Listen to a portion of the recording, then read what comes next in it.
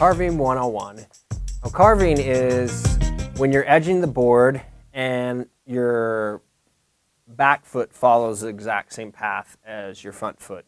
And if you were to look down in the snow, you're not actually skidding. You would actually see a nice tiny little line where your edge is making.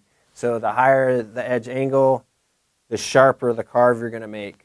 And we want to try to learn how to carve so that we can carry our speed, and especially when we're snowboarding, we need to have that speed to get through flat parts. So instead of maybe doing a bunch of skids and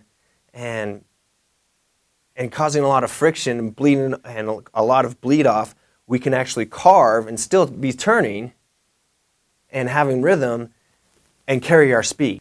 And a good drill to practice carving is the circle drill.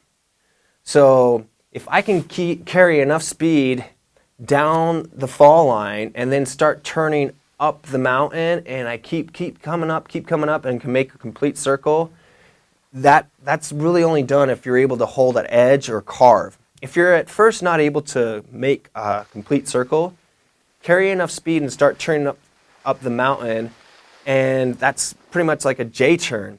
If you carry enough speed, you're going to be able to make a complete circle, and you need to be able to tilt the board more.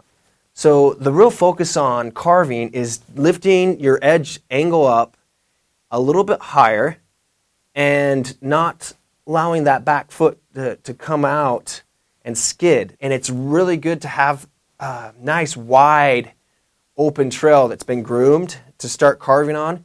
You don't want to have a trail that's really narrow or a lot of obstacles and bumpy. The optimal place to practice carving is somewhere that's more, I usually like to have somewhere that's a little bit more steep than a green, but not too much of a blue. So somewhere, a mild blue run, or sometimes even green runs.